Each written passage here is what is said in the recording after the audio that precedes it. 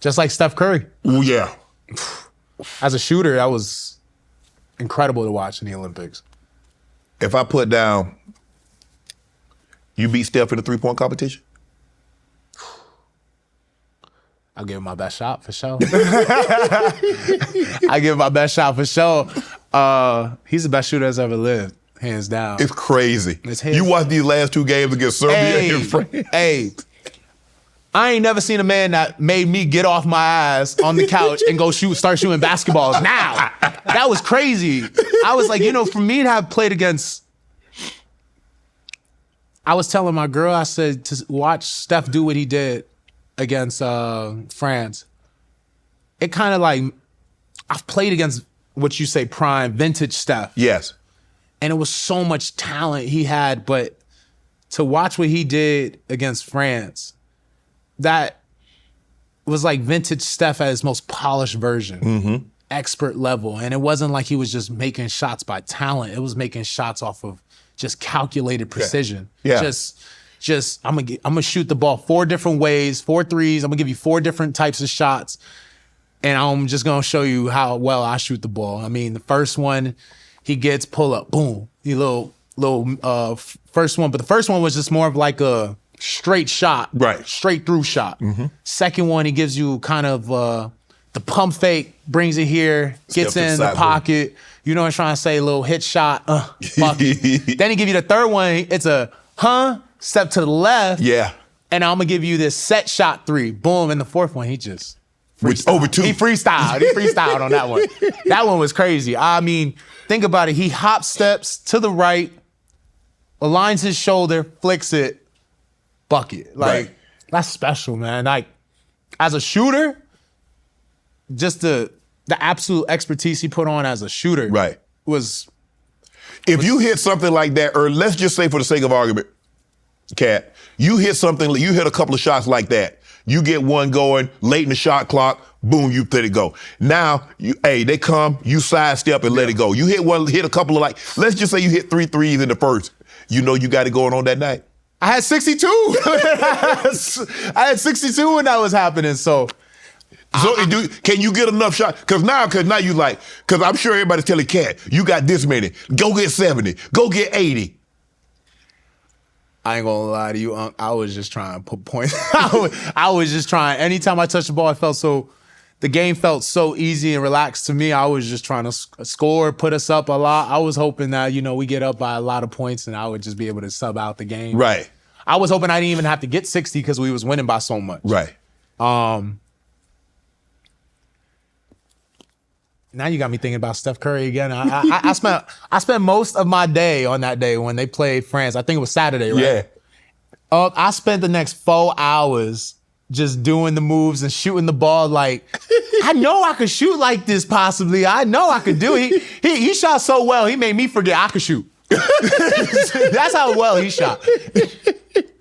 I was like, yo, that's crazy. One day I was like, wait a minute, I could do this too. Hold up and say, let me go out there and work on this real quick. Right. I mean, that was spectacular. Let me ask you this. Give me 5 bigs you would like to play against in any era. Hakeem Olajuwon. Okay. I gotta go with someone I mimicked a lot of my game after. Sam Perkins. Okay. Shout out to Sam Perkins. Kareem Abdul-Jabbar. Okay. I really wanted to play against Wilt Chamberlain. Okay.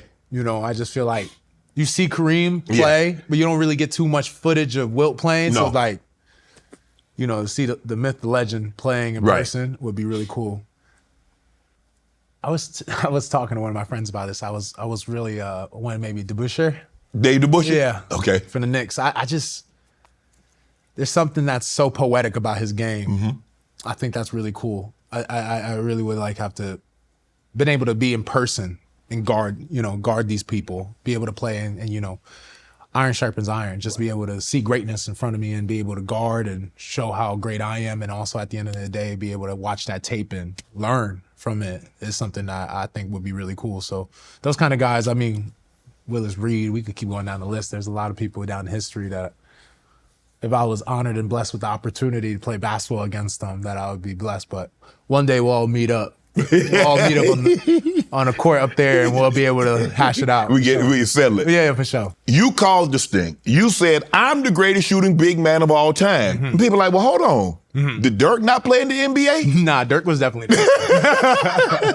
When you said that, you knew that you was going to catch some criticism, but does that just mean that, no, I just got confidence in myself. I'm securing what I've been able to do and how I shoot the basketball. That's why I said what I said. Nah, absolutely. I mean, come on, you a pro. What were you supposed to say? Yeah, you a pro. You know how it is. You gotta have ultimate confidence in yourself. If no one got confidence in you, as long as you got it, you solid. Right. So I just know, when I was speaking, I spoke from the heart. I know the hours I put in, I know the work I put into my game, and I know what the stats say. So I just wanted to kind of set in stone what I feel about myself and how I feel what I could do in this league. And I'm just gonna continue to prove it every single year. And I'm gonna let the people choose, but I know people talked about Dirk. Dirk set the table for me, so I'm just super appreciative of him. Without him, I wouldn't be able to do what I do.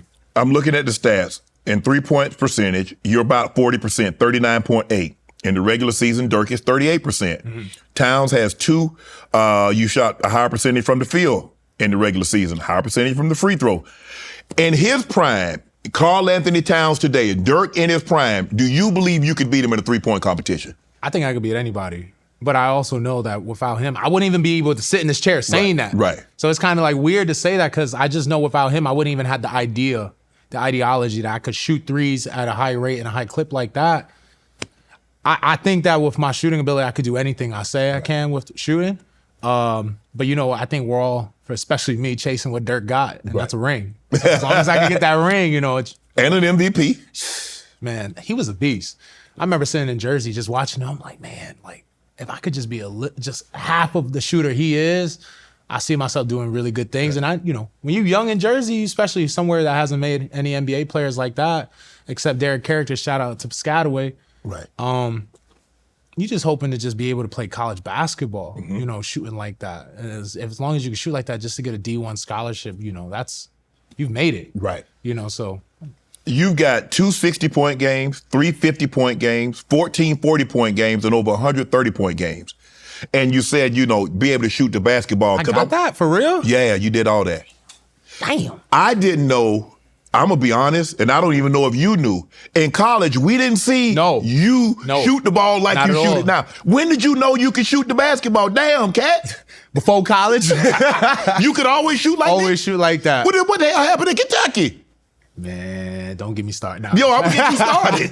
Nah, when I went to Kentucky, Cal knew I could shoot the ball like that. He knew I was a great shooter. In Jersey, I was shooting a bunch of threes, making a bunch. And when we had the UK Pro Day, I don't know if anyone remembers that, but when we had the UK Pro Day, I remember we had a shooting drill. And I think I broke Kyle Singler's record for shooting on camera, on TV. So everyone knew I could shoot, but there was things I had to work on my game if I wanted to get to the next level, be able to play some of the greats I've ever played this game, like LeBron James and company. For me to do that, I would have to amplify my game. I would have to fix my weaknesses. I would have to be a better post player. I would have to work on my body more. I would have to have all levels of scoring. So when I got to the NBA, I was truly prepared for what comes being an NBA player and wanting to be a great NBA player. So Cal saw something that I needed to work on. I worked on it tremendously hard, got the job done, found myself in a great position to be in Minnesota. And, that the ability to score at 3 levels has helped me tremendously in my career. Want to join Club Shay Shay? Become an official member by hitting that subscribe button, where you never know who's going to be joining us for drinks and conversation. Don't be late to the party because we like to do something before 2 something.